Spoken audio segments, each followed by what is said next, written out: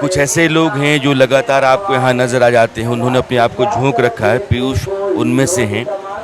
ये एक खबर छपी कि जिन लोगों ने विधानसभा का घेराव किया, 600 लोगों के ऊपर एफआईआर दर्ज है, 100 नामजद हैं।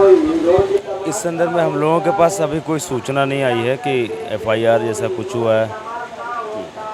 अभी अब जानकारी हम लोग भी देखते हैं कि क्या है, क्या सत्य है, कौन कौन नामजद हैं, ये हम लोगों को भी अब देखना होगा। 10 तारीख को आप लोगों ने मार्च किया था विधानसभा का, लाठीचार्ज हुआ, माहौल ख़राब हो गया। उसके बाद से लेकर के अभी तक प्रशासन सरकार की तरफ से कितनी बातचीत हुई?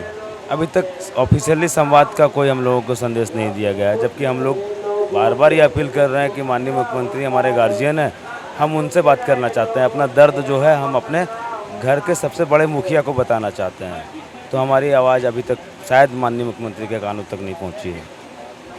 तो आपको ये लगता है कि सरकार ने जो आपके साथ बातचीत कर ली, उसने अपनी तरफ से कह दिया कि हम इन बातों पर राज़ी हैं और इन बातों पर राज़ी नहीं हैं, तो वो फिर से अपना दरवाज़ा खोलेगी, फिर से बातचीत करेगी, इसकी उम्मीद है?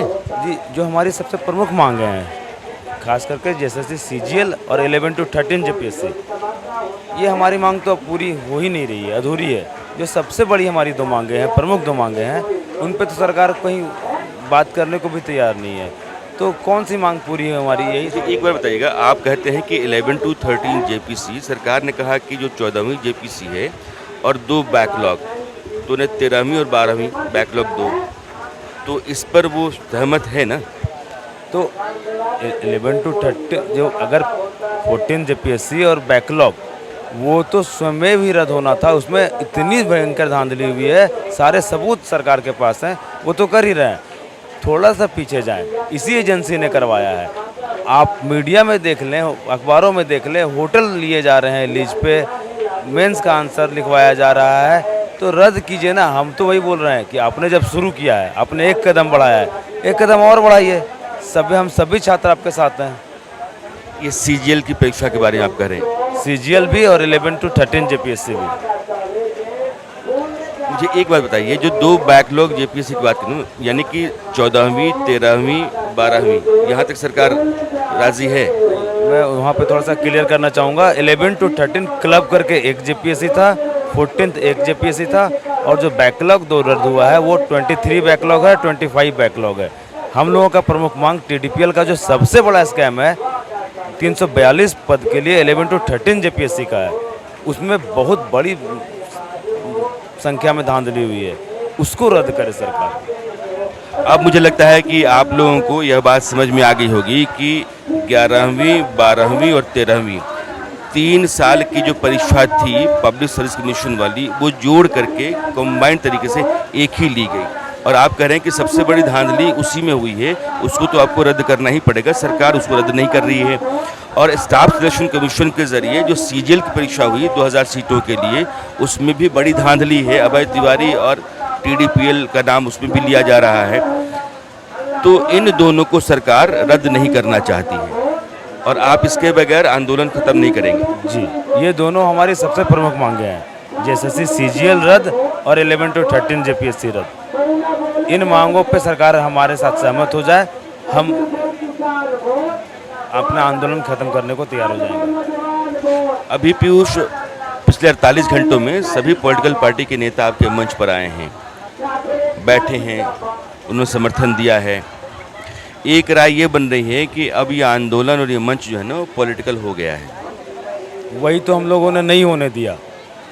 हम लोगों को नैतिक समर्थन कांग्रेस, बीजेपी, जेएमएम, आजसू सभी दलों ने दिया है। तो जब सभी दलों ने हमें नैतिक समर्थन दिया है, तो राजनीतिक कहाँ होने दे रहे हैं हम? किसी कौन से पार्टी के नेता आपको हमारे मंच पे दिख रहे हैं?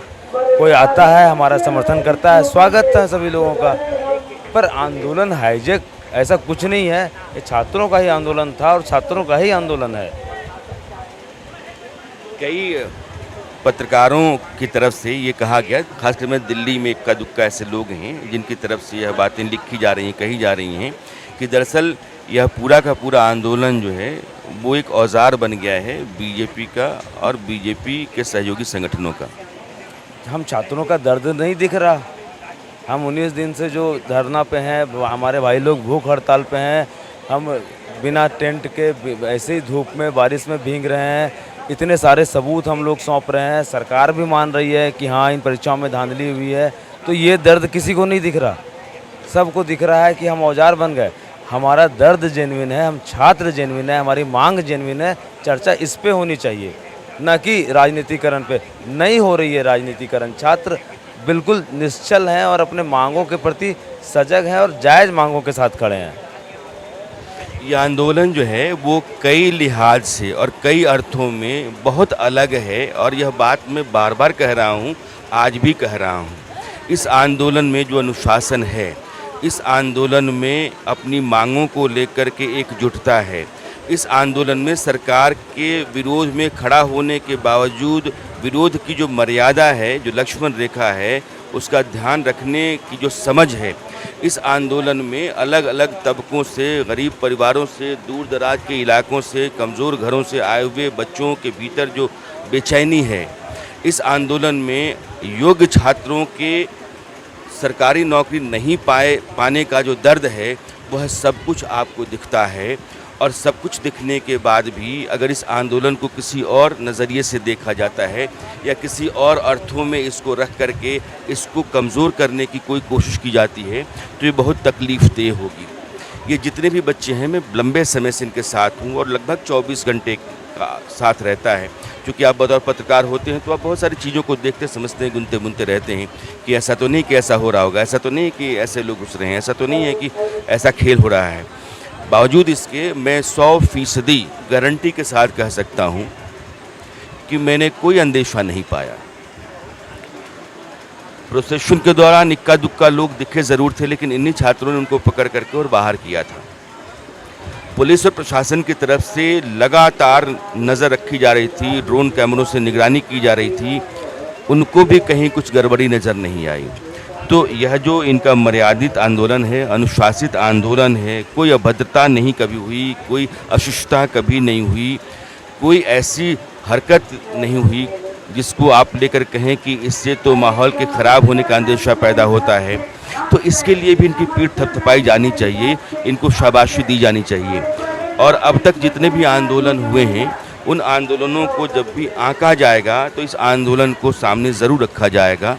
मैं नहीं जानता उस आंदोलन का नतीजा क्या होगा, और आने वाले समय में जितने आंदोलन होंगे उन आंदोलनों को इसके पैमाने पर साँचा जाएगा।